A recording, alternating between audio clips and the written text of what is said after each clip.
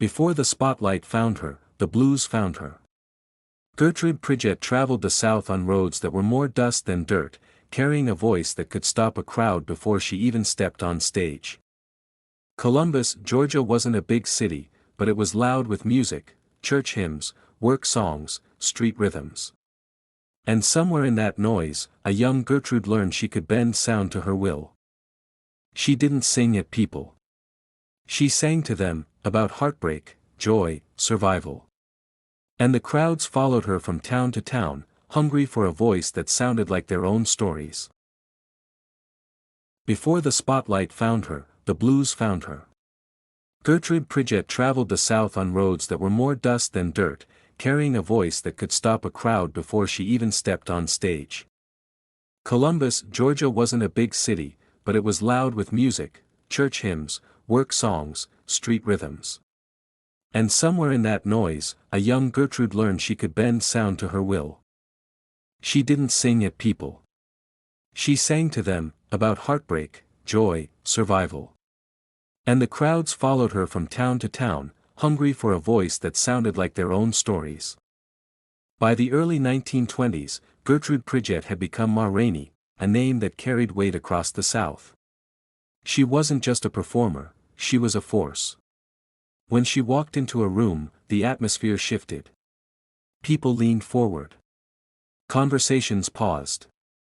Her presence alone told you that something unforgettable was about to happen. Ma Rainey's shows were unlike anything audiences had seen before. They were loud, emotional, and unapologetically Southern. She blended vaudeville theatrics with the raw honesty of the blues, creating a performance style that felt both polished and deeply personal. Her voice didn't float across the room, it hit you, full and heavy, like truth spoken out loud. Crowds packed into dance halls and theaters just to witness her command the stage. She wore bold jewelry, bright colors, and a confidence that refused to dim. When she sang, people didn't just listen, they reacted. Some cried. Some danced. Some shouted back at her like she was preaching a sermon. Ma Rainey understood something most performers never learn: the blues wasn't about sadness. It was about survival. Her influence stretched far beyond the spotlight.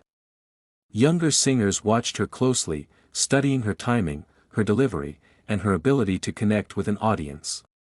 Ma Rainey didn't keep her wisdom to herself. She shared it, shaping the next generation of blues artists with a firm but loving hand. She taught them that the blues was more than music, it was a language, a lifeline, and a way of telling the world who you are. By the time she was crowned the Mother of the Blues, the title wasn't a nickname. It was a truth.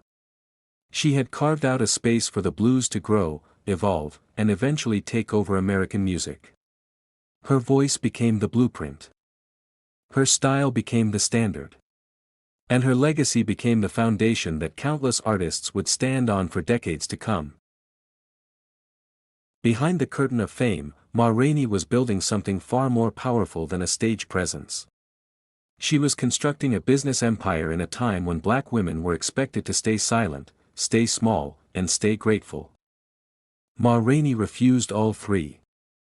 She managed her own band, negotiated her own contracts, and made sure every musician who traveled with her got paid fairly. Long before artists talked about ownership and independence, Ma Rainey was already living it. One of the lesser-known truths about Ma Rainey is how fiercely she protected her financial freedom. She kept detailed notes on ticket sales, travel costs, and performance fees. Promoters who tried to underpay her quickly learned that Ma Rainey didn't tolerate disrespect. If the money wasn't right, she simply didn't perform.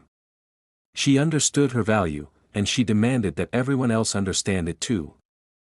In the 1920s, that kind of confidence wasn't just rare, it was revolutionary. Ma Rainey also controlled her image with an iron grip. She chose her wardrobe, her stage lighting, her promotional photos, and even the way her name appeared on posters. She wore bright colors, bold jewelry, and gold teeth not just as fashion, but as a statement. She wanted the world to see her exactly as she saw herself, powerful, glamorous, and impossible to ignore. Every detail was intentional. Every choice was a declaration of identity. Another fact often overlooked is how deeply she cared for her band. Many musicians of the era were exploited, underpaid, or replaced without warning. But Ma Rainey treated her band like family. She fed them, housed them, and defended them. If a venue tried to cheat one of her players, she confronted the manager herself. Her loyalty created a bond that made her performances tighter, richer, and more emotionally charged. Her band didn't just follow her, they believed in her. Even off stage, Ma Rainey carried herself with the same authority. She moved through segregated towns with confidence, refusing to shrink herself in the face of discrimination.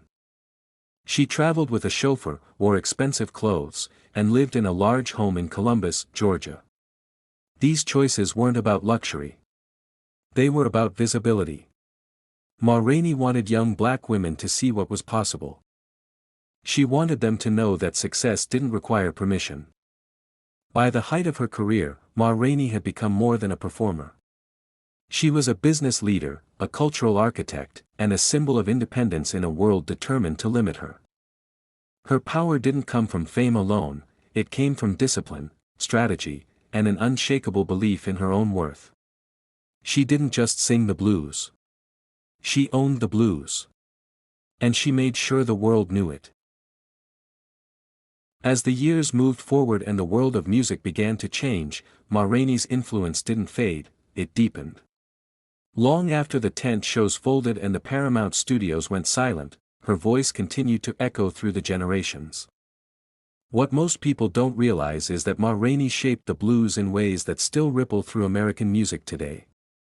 She didn't just perform songs, she defined a structure, a tone, and a storytelling style that artists continue to follow more than a century later. Her impact on younger performers was profound. Bessie Smith, who would later become known as the Empress of the Blues, learned stagecraft, vocal control, and emotional delivery directly from Ma Rainey. Their relationship wasn't just professional, it was transformational. Ma Rainey recognized talent in others and nurtured it, even when the industry refused to. She opened doors that had never existed before, and she held them open long enough for others to walk through. Beyond her mentorship, Ma Rainey's legacy is tied to her fearlessness. She lived boldly in a time when society demanded silence from women like her. She traveled with confidence through segregated towns, performed for audiences who didn't always respect her, and insisted on being treated with dignity. Her refusal to shrink herself became a blueprint for future artists who wanted to control their careers, their image, and their sound. She showed them that independence wasn't just possible, it was necessary. Her music also carried cultural weight. Ma Rainey preserved the emotional language of the South, the struggles, the joys, the heartbreaks, and the resilience of black life in the early 20th century. She captured stories that would have otherwise disappeared, pressing them into records that still survive today. When modern musicians talk about roots, soul, or authenticity, they're reaching back to the foundation she laid. Her voice became a historical archive, documenting a world that was rarely written down. Even after her retirement, Ma Rainey remained a respected figure in her community. She returned to Columbus, Georgia, where she owned and operated 2 theaters, a rare achievement for any woman of her era, and almost unheard of for a black woman in the Jim Crow South. She used those spaces to uplift local performers, giving them a stage when few others would. Her commitment to the arts didn't end with her career, it continued in the opportunities she created for others. Today, Ma Rainey's legacy lives in every blues riff, every soulful cry, and every artist who dares to tell the truth through music. Her influence stretches from jazz to rock, from R&B to hip-hop. She proved that the blues wasn't just a genre, it was a language of survival, a way of turning pain into power. And she spoke that language with unmatched authority.